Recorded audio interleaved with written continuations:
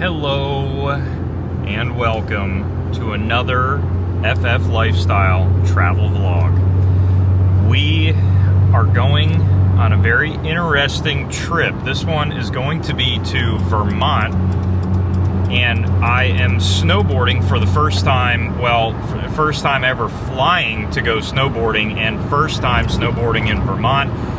We are flying into Burlington, and then tomorrow we're snowboarding at Killington for the first time. Now, we have 3 full days of snowboarding and 2 days of essentially travel, but it's such a short flight. We're flying from HIA to Philly, and then from Philly to Burlington, and each flight, the total flight, is like 50 minutes to an hour, 10 minutes. So total time in the air today, not even 2 hours, and we're there, whereas it would normally be like a almost 8-hour drive.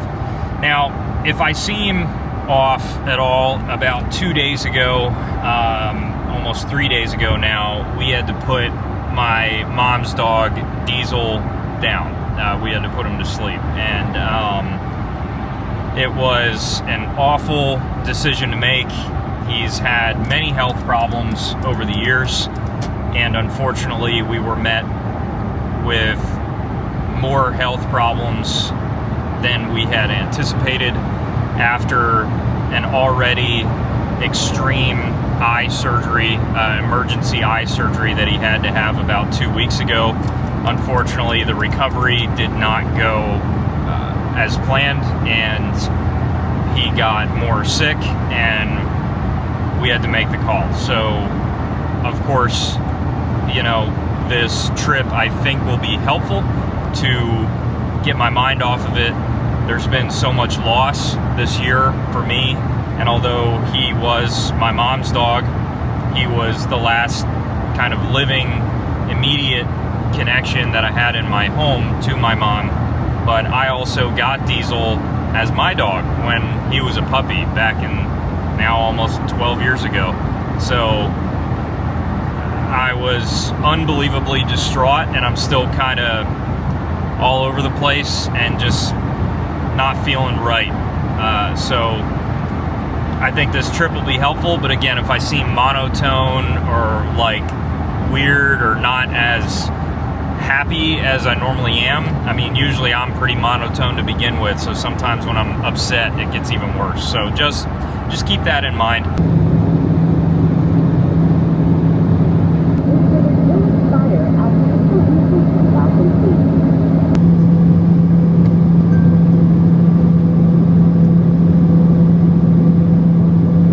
We're in Burlington, Vermont, and guys, the amount of snow here, the camera's not going to do it justice as usual, but there's like 3 feet, I would say, maybe close to 4 feet, probably 3 feet of snow. And we're at Al's French Fries, which seems to be the place to get some French fries and burgers around here. It had 4.8 stars. So, as usual, I will show you guys what I get and give you a little review afterwards. Then we're going to make our way to Walmart and then the Airbnb.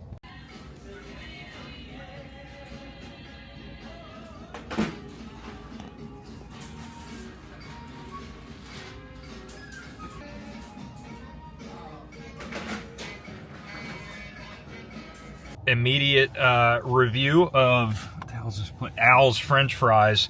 French fries, excellent. I'd say 8 out of 10, but they were very, very good. The hamburger, the flavor was good, but the lettuce very cold, so it kind of made it a little not as great. I'd give the hamburger like I'm gonna be a little harsh, 6 out of 10 probably.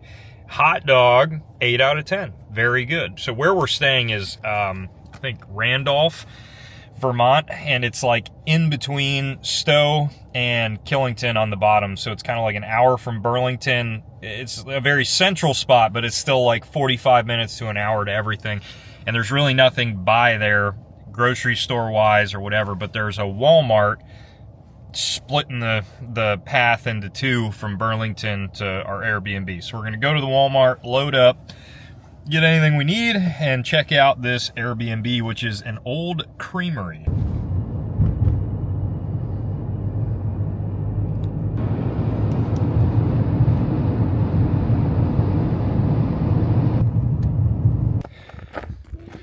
Okay guys, so we made it to the creamery, or I should say White Branch Creamery in Vermont, this little Airbnb. As you can see, middle of nowhere. So not too much light pollution, which is great. Back roads around here. Would have preferred to have something more than a Ford Escape, but to give you guys an idea, check out how much snow. Like, it's hard to tell, okay, but that's like about 1.5 to 2 feet of just straight powder on this walkway. So this should be pretty cool. We got people zipping around, snowmobiles and all that around us. Big old mountain up here that you can't tell, but it goes way up. I see the ominous tops of the trees up there, which you come around the back and you have the entrance to the Airbnb. It's a multi-use building with photography and stuff like that.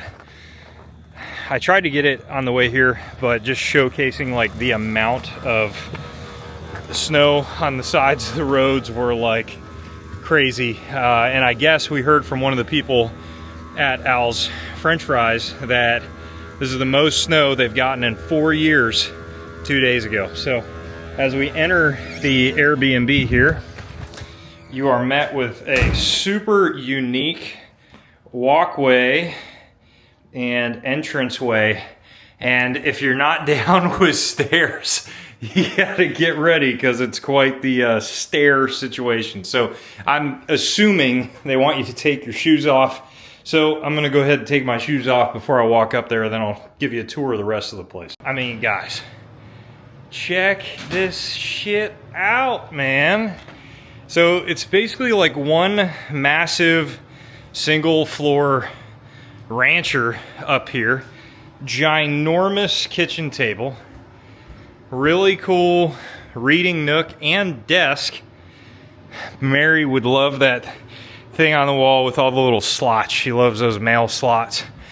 This I'm seeing for the first time with you guys, so I have no idea what is in these rooms. This is bedroom number 1. Nice little bedroom. Closet here with light. Gotta love it. And then got another living area, massive TV. Not sure what's in here. Utility room. Not for us. We got a second bedroom here. Damn. Really cool bedroom. This looks even about the same size as the first one, with a strange little getting ready room there that I'm sure is quaint, but a little creepy at the moment with it being nighttime and not a lot of lights. Bathroom number 1. Nice shower situation. This room wouldn't be bad if the lights were like on. Yeah, see, like not bad with the lights on, but could do without the curtains. That makes it very creepy. If it had a door, it'd be better. Another big closet. And then we go back into the other room here. Big old bathroom. Holy shit. Another shower. Not bad. Not bad. And then we go up into a super cool, fans of Starbucks, a super cool lofted bedroom area up here. Toasty warm in this place. They got the heat like absolutely cranking. Floors are a little creaky. And guys, I gotta say, for the price of this, for what you're getting, it's astounding how much space there is. You could come here with 12 people and be more than fine. So just kind of keep that in mind. Great, great little Airbnb so far. Just got showered up here. We are getting all of our gear kind of out, lined up. Like I was saying earlier, this is the first time I've ever flown with all my snowboarding gear, so I was trying to just make sure it's all still there, it's out, board's not cracked. We got all these like extras of everything. We were so unsure as to like what weather to expect and all that, so layers is the goal. So I have like so many layers, so many abilities to take things off, put things on, and then also like 2 pairs of goggles, 2 pairs of gloves. You just never know. And when you're flying somewhere like this, the one thing I've noticed about Vermont so far is it is remote. There's not a lot going on. It's like Burlington. Everything else is very far away. So if you need extras, you're pretty much going to be stuck with whatever the resort has to offer, which I'm sure is going to be a lot, but you know, it's just not something you really want to chance. I just bought our tickets to Killington tomorrow, so we are going to Killington tomorrow for sure. And I'm hearing that the lifts open up around 9, so maybe try to get there a half hour early. I don't know. I am making some pasta, and then I'm going to go to bed. Try to sleep a little early. It's 9:22, so I'm going to eat some dinner and go to bed. Slept great in the bed here. It's like a memory foam. This place continues to impress. It is going to be a good day.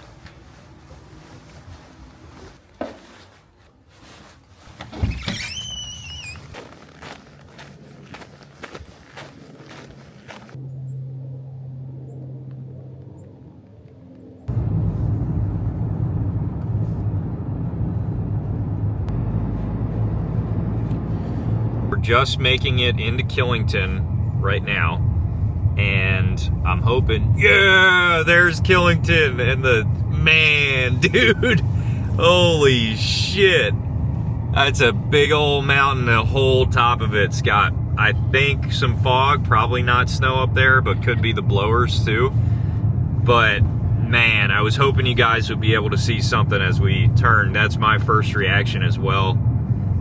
It looks like a beast, that's for sure. And I don't know if you can tell by the snow drifts in the camera, but it is a lot of snow out here. I put into the GPS Ramshed Lodge, and because there's like 3 lodges, I Googled what's the best one to go to. People on Reddit are saying that has usually the best parking. I don't know, we're gonna see. And hopefully we can figure out where the hell to go to even get on the mountain, because it is quite a large place, but beautiful drive as well. We made it to the Ramshed Lodge. Very, very, very cold. So not much more I'm going to film on the DJI. I'm going to switch over to the Insta360 here in a second.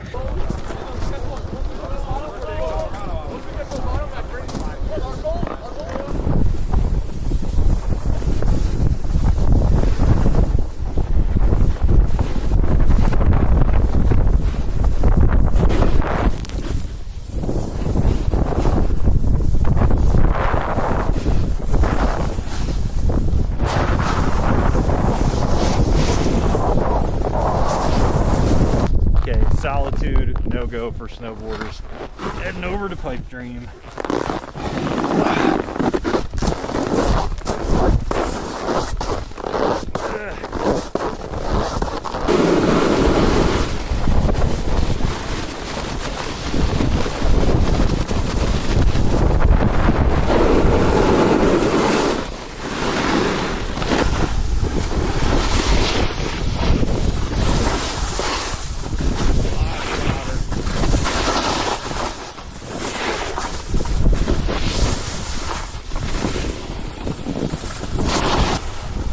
Pipe Dream definitely does not look like a blue up here, buddy.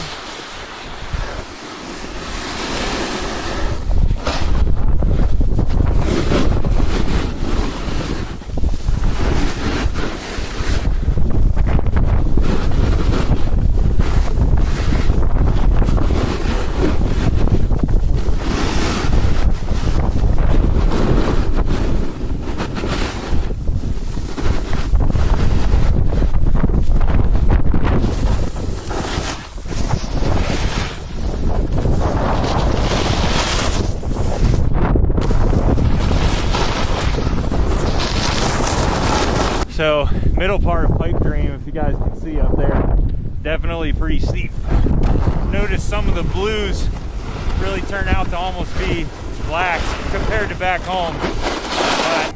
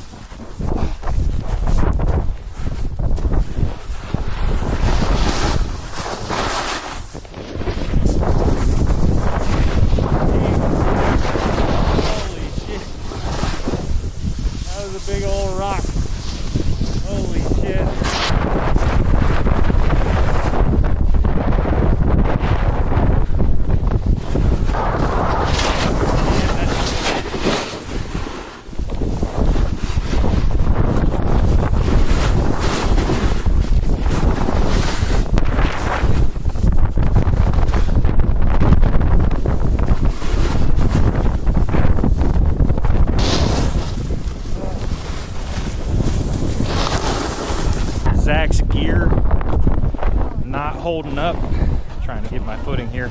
So he might have to rent, but now it's a time of day where it's kind of pointless to rent. So he's at the Bear Mountain Lodge. I did Thimble just now, which was nothing but moguls. Had to just play it safe. The one thing I'm noticing is you really can't tell what's ahead of you if you've never been here before, so you don't really want to just gun it, because sometimes there's legitimately a rock cliff that you just don't know where it's at. So took it real slow, but hey, I did it, and I'm justifying my purchase of the sign for doing it. Well guys, we did it. Day one at Killington complete. I'll give a little review when we get home and wrap this up. We're going to a super cool store in the lodge, pick up some cool trinkets to bring home, and then we might try to hit up some dinner, so you'll see all of that, of course.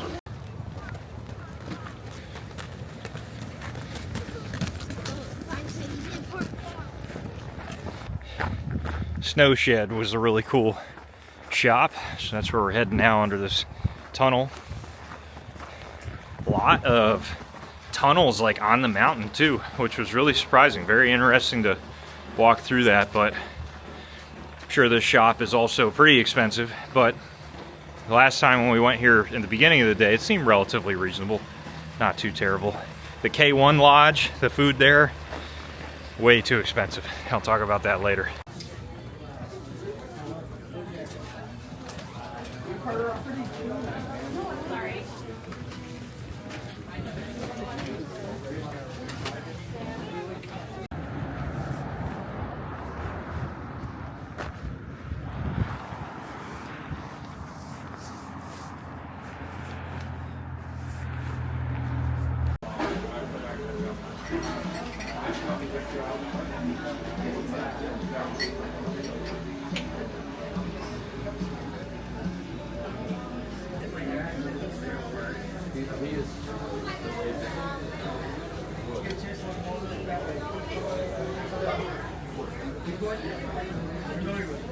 The wobbly barn. It was not wobbly, but it was pretty damn good. I got the filet, and the reviews were like 4.2. I personally felt that it should have been much higher than that. It was cooked perfectly, and I get a well done filet, so it's important. I'm just kidding. Hopefully all of you unsubscribed as soon as I said that. The rare filet was cooked perfectly rare. It was like melt in your mouth. Excellently good. The asparagus, as a side note, as a side, was enough for the whole table. So it was like a lot of asparagus.